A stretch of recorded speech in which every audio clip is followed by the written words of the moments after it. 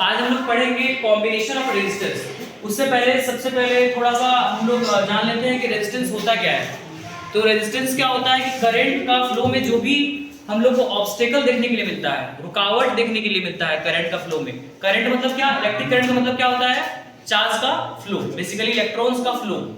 जानते हैं हम लोग कि इलेक्ट्रॉन जो होता है वो वायर में फ्लो करता है, मतलब बेसिकली चार्ज है इलेक्ट्रॉन, तो चार्ज का फ्लो को ही हम लोग क्या बोलते हैं, rate of flow of charge को ही इलेक्ट्रिक करंट। तो उस चार्ज के फ्लो में, उस इलेक्ट्रॉन के फ्लो में, या फिर यूं कह लो कि इलेक्ट्रिक करंट जो है उसमें जो भी बाधा उत्पन्न करता है उसी को हम लोग रेजिस्टेंस बोलते हैं, और उस डिवाइस को क्या बोलते हैं, रेजिस्टर। और उसका जो प्रॉपर्टी होता है टू रेजिस्ट या फिर टू अपोज, उसको ही हम लोग बोलते हैं रेजिस्टेंस। रेजिस्टेंस का मतलब होता है प्रतिरोध, रुकावट, any sort of obstruction, any sort of obstacle in the flow of charge is called what, resistance.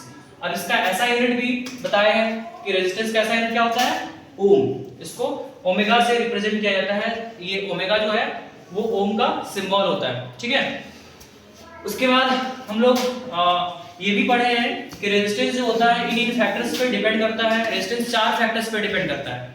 किन किन बातों पे बताओ। पहला, लेंथ ऑफ द कंडक्टर पे, area of cross section of the conductor पे, देन रेजिस्टेंस किस पे निर्भर करता है, nature of material of the conductor पे, और लास्ट टेम्परेचर। मतलब इन सब चीजों पे रेजिस्टेंस जो होता है निर्भर करता है। लेंथ के बढ़ने के साथ रेजिस्टेंस बढ़ता है, एरिया ऑफ क्रॉस सेक्शन के बढ़ने के साथ रेजिस्टेंस घट जाता है, और जो रो है वो होता है रेजिस्टिविटी, ठीक है, नेचर ऑफ मटेरियल ऑफ जो कंडक्टर है वो, ठीक है। और टेम्परेचर, टेम्परेचर के बढ़ने के साथ भी रेजिस्टेंस बढ़ जाता है, क्योंकि नंबर ऑफ कॉलिजन्स बढ़ जाते हैं, ठीक है। काइनेटिक एनर्जी बढ़ने के, टेम्परेचर बढ़ने से काइनेटिक एनर्जी बढ़ जाता है मॉलिक्यूल का, और उससे जो है कॉलिजन, नंबर ऑफ कॉलिजन जो होता है इलेक्ट्रॉन्स का, चूंकि चार्ज जो आगे बढ़ रहा है ना, इलेक्ट्रिक करंट क्या होता है, चार्ज का फ्लो, तो वायर में जो चार्ज फ्लो कर रहा है वो इजीली फ्लो नहीं करता है, वो लड़ते भिड़ते हुए उसको आगे जाना पड़ता है। तो जब हम लोग टेम्परेचर बढ़ाते हैं तो उसका जो नंबर ऑफ कॉलिजन है, टकराता है ज्यादा, कॉलिजन का मतलब होता है टकराना, तो नंबर ऑफ कॉलिजन्स भी बढ़ जाते हैं टेम्परेचर के बढ़ने के साथ, और इसके चलते रेजिस्टेंस भी बढ़ जाता है, मतलब रुकावट, फ्लो में दिक्कत होता है, ठीक है। उसके बाद हम लोग यहाँ पे रो जो है रेजिस्टिविटी उसको बोलते हैं, उसका भी ऐसा यूनिट देख लिए हैं कि कैसे हम लोग रो को ऐसे लिख सकते हैं, rho is equal to R into A upon L, और रेजिस्टेंस का ओम होता है, एरिया का मीटर स्क्वायर, और लेंथ का मीटर, तो ओम मीटर होता है रेजिस्टिविटी का ऐसा यूनिट, ठीक है।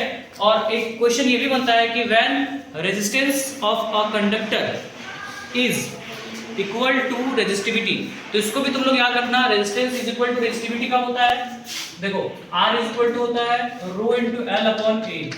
तो यदि किसी कंडक्टर का लेंथ P यूनिट है, मतलब मान लो 1 मीटर है, या फिर that could be 1 centimetre also, and area भी मान लो 1 मीटर स्क्वायर है, तो R becomes equal to rho, मतलब resistance becomes equal to resistivity. When resistance of a conductor becomes equal to its resistivity, when a conductor, what do you mean by conductor, कोई भी wire, तो उसका जब length भी कितना रहे, unit, मतलब 1 मीटर, और एरिया भी कितना रहे, 1 मीटर स्क्वायर, तो उस समय रेजिस्टेंस जो है वो रेजिस्टिविटी की क्या हो जाता है, इक्वल हो जाता है। क्लियर है।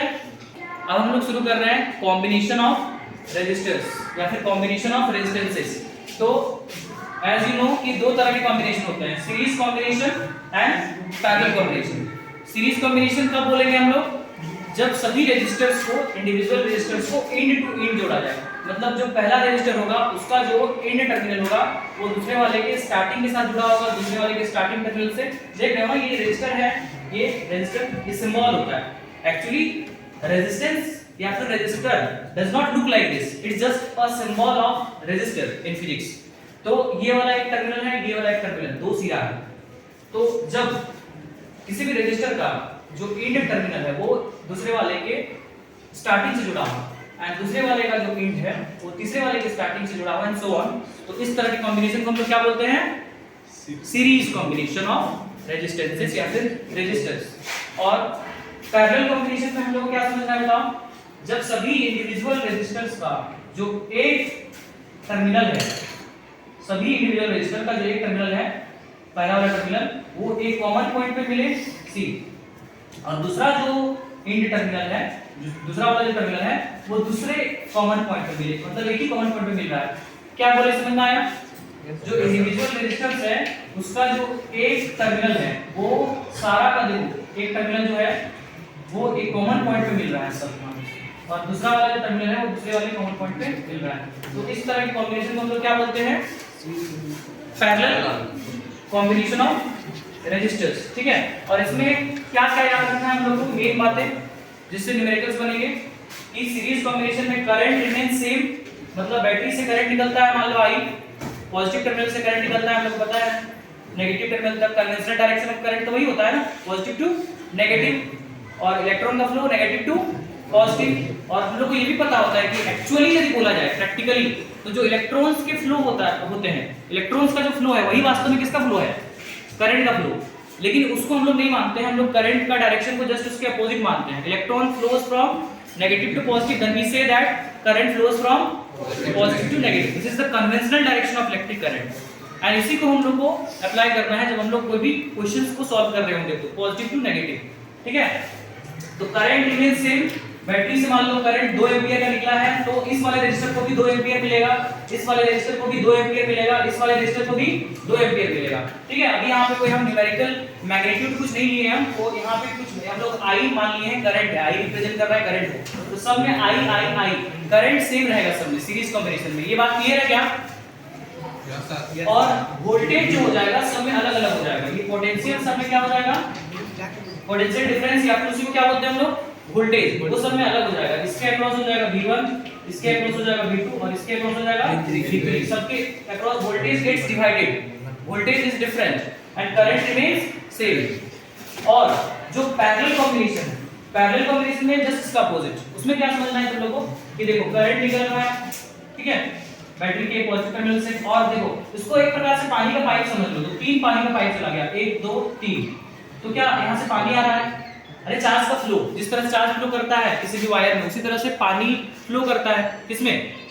जल की धारा का प्रवाह हो रहा है, किसमें? पाइप के अंदर। पाइप को समझ लो वायर, तो 3 पाइप यहाँ पे से जा रहे हैं, 3 पाइप डिवाइड हो गया है, तो पानी भी क्या हो जाएगा? डिवाइड हो जाएगा, डिवाइड हो जाएगा।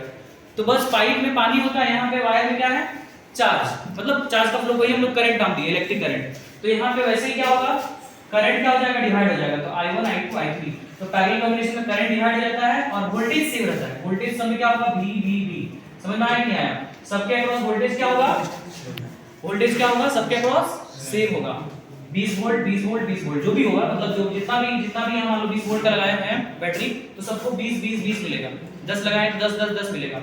समझ में आया? लेकिन करंट क्या हो जाएगा? सब में अलग अलग होगा, सब में डिवाइड हो जाएगा। हम लोग जो डोमेस्टिक हम लोग का सर्किट है, हम लोग जो घर में जोड़ते हैं, वो क्या है? सीरीज कॉम्बिनेशन के पैरेलल कॉम्बिनेशन? पैरेलल कॉम्बिनेशन में है। क्या है वो? पैरेलल, क्योंकि वोल्टेज सबको सेम मिल रहा है। 220 वोल्ट हम लोग का आता है, पावर सप्लाई आता है ना, एसी सप्लाई जो हम लोग का आता है घर में इंडिया में, वो क्या होता है? 220 वोल्ट होता है, 50 हर्ट्ज फ्रीक्वेंसी होता है उसका। अल्टरनेटिंग करंट है तुम्हारा, कौन सा करंट है? Alternating current. और बैटरी वाला जो करंट होता है उसको क्या बोलते हैं? DC current. ठीक है, वो अभी तुम लोगों को पढ़ना नहीं है। तो यहाँ पे बेसिकली वोल्टेज सबको सेम मिल रहा है पैरेलल में, लेकिन करंट जिसको जितना चाहिए वो ले लेगा। जैसे घर में भी हम लोग अलग अलग जो डिवाइसेस है उसका अलग अलग पावर रेटिंग है, कोई हाई पावर रेटिंग वाला डिवाइस है, कोई लो पावर रेटिंग वाला डिवाइस है, तो सबको अलग अलग करंट चाहिए, तो जिसको जितना करंट चाहिए उतना ले लेता है। वोल्टेज सबको सेम मिल रहा है। समझ में आया कि पैरेलल कॉम्बिनेशन में current is different, current gets divided and voltage remains same. Okay, अब हम लोग डेरिवेशन देखने जा रहे हैं, कैसे हम लोग डिराइव करेंगे ये जो फार्मूला है R equivalent is equal to R1 R2 R3 R1 plus R2 plus R3 in case of series combination जो हम लोग निकालते हैं 3 रेजिस्टर्स के लिए, तो उसको हम लोग देख लेते हैं। तो देखो यहाँ पे हम लोग 3 रेजिस्टर को यहाँ पे कंसीडर किए हैं, लिखे भी हैं कि let us consider 3 resistors having resistances R1 R2 and R3 connected in series combination और कनेक्टेड एंड टू एंड। तो यहाँ पे जो हम लोग किए हैं उसी को बस लिख दिए हैं। यहाँ पे we have also applied voltage, जो बैटरी है उसका वोल्टेज कितना है? V है। तो याद रखना यहाँ पे पॉजिटिव में V है और नेगेटिव में 0 है, मतलब 12 वोल्ट मान लो होता है, तो पॉजिटिव में 12 वोल्ट होता है और नेगेटिव में 0 वोल्ट होता है। तो 9 वोल्ट जैसे हम लोग लेते हैं वो सेल जो SW वाला आता है, तो 9 वोल्ट पॉजिटिव में और 0 वोल्ट नेगेटिव में। Current flows from higher potential to lower potential, तो पॉजिटिव से नेगेटिव हम लोग जानते हैं, तो हाई से लो जाता है, हाई पोटेंशियल पे है, लो पोटेंशियल पे है। ठीक है, जानते हैं सीरीज कॉम्बिनेशन में करंट सेम रहता है, देखो आई आई आई, और वोल्टेज क्या हो जाता है, डिवाइड हो जाता है। तो V1 V2 V3 हो गया, वोल्टेज डिवाइड हो गया है। अब जो डिवाइड हुआ है उसी को लिखे हैं, V इज इक्वल टू हम लोग लिख सकते हैं V1 V2 V3, जो डिवाइड हुआ है वो टोटल के बराबर होगा ना, जो बैटरी का टोटल वोल्टेज है वो जितना डिवाइड हो गया उसके बराबर होगा। भाई सीरीज कॉम्बिनेशन में क्या होता है, वोल्टेज डिवाइड हो जाता है, करंट क्या रहता है, सेम रहता है। तो यहाँ पे V is equal to V1 V2 V3 total voltage जो होगा इनके बराबर होगा, इनके सम के बराबर। और ओम्स लॉ से हम लोग जानते हैं V is equal to IR, जानते हैं ना। तो उसी तरह से क्या हम लोग सिमिलरली लिख सकते हैं V1 is equal to IR1, V2 is equal to IR2 and V3 is equal to IR3। इनको इक्वेशन मान लिए हैं 2 3 4 5 और यहाँ पर लिख दिए हैं कि सब्स्टिट्यूटिंग या फिर putting the values of equation 2 3 4 and 5 in equation कहां 1, इसमें इक्वेशन 1 में। तो इसको जब हमने पुट किया तो क्या मिला, IR V is equal to हमने पुट किया IR जो है, ठीक है। Similarly V1 is equal to IR1, V2 is equal to IR2, V3 is equal to IR3 and I को कॉमन लिए और I को कैंसिल आउट कर दिए। तो हम लोग क्या मिला finally R is equal to R1 plus R2 plus R3, ठीक है। और वही चीज, अच्छा इसको हम लोग बोलते क्या है, ये जो RE कहां से क्यों लिखे सर यहाँ तक तो आप R लिखे थे बेटा, ये लिखने का एक तरीका है। RE मतलब होता है इफेक्टिव रेजिस्टेंस या फिर total resistance, net resistance, equivalent resistance, एक ही चीज होता है, ठीक है। तो इसको बस लिखने का तरीका है, आप उसको जब लिखोगे शॉर्ट में या तो ऐसे लिखो या फिर R इफेक्टिव भी लिख सकते हो, ठीक है, या फिर R नेट भी लिख सकते हो चाहो तो, R नेट ऐसे लिख सकते हो, जैसे चाहो ऐसे लिख सकते हो, ठीक है। तो 4 n नंबर ऑफ रेजिस्टर्स क्या हो जाएगा, R equivalent is equal to R1 plus R2 plus Rn तक, ठीक है। अब देखो पैरेलल कॉम्बिनेशन के लिए हम लोग डेरिवेशन कैसे किए हैं। सबसे पहले तो हम लोग रेजिस्टर्स को पैरेलली जोड़ दिए हैं, बताएं थे कैसे। ऐसे जोड़ना है कि इस रेजिस्टर्स का जो एक टर्मिनल है वो कॉमन पॉइंट पे मिले, ठीक है। इस रेजिस्टर्स का जो एक टर्मिनल है कॉमन पॉइंट पे मिले और जो दूसरा टर्मिनल है वो दूसरे कॉमन पॉइंट पे मिले। अब हम लोग को पता है कि पैरेलल कॉम्बिनेशन में वोल्टेज सेम रहता है और करंट क्या होता है, डिवाइड हो जाता है, करंट डिवाइड हो जाता है, ठीक है। I1 I2 I3 इस रेजिस्टर्स के अक्रॉस करंट अलग अलग है, तो जो डिवाइड हुआ है इसको लिखते हैं I I1 I2 I3। और ओम्स लॉ से हम लोग जानते हैं I V/R होगा, V IR, तो I V/R। इसी तरह से सिमिलरली हम लोग लिख सकते हैं I1 V/R1, I2 V/R2, I3 V/R3। और इन वैल्यूज को जब हम इस इक्वेशन 1 में पुट किए, ठीक है, I का जो वैल्यू है I1 I2 I3 का जो वैल्यू है उसको हम लोग जब पुट किए तो क्या मिला, V/R इज इतना, ठीक है। और V को यहाँ हम लोग कॉमन लिए, तो V को जब हम लोग कॉमन लिए तो हम लोग क्या मिला, कैंसिल आउट होने के बाद ये 1/RE इज इक्वल टू कितना, 1/RE is equal to 1/R1 plus 1/R2 plus 1/R3 मिला। और 4 n नंबर ऑफ रेजिस्टर्स क्या हो जाएगा, Rn तक जाएगा, ठीक है। और दो रेजिस्टर्स के लिए हम लोग क्या करना है, इफेक्टिव रेजिस्टेंस का फार्मूला ये R equivalent is equal to R1 * R2 / R1 + R2, ठीक है।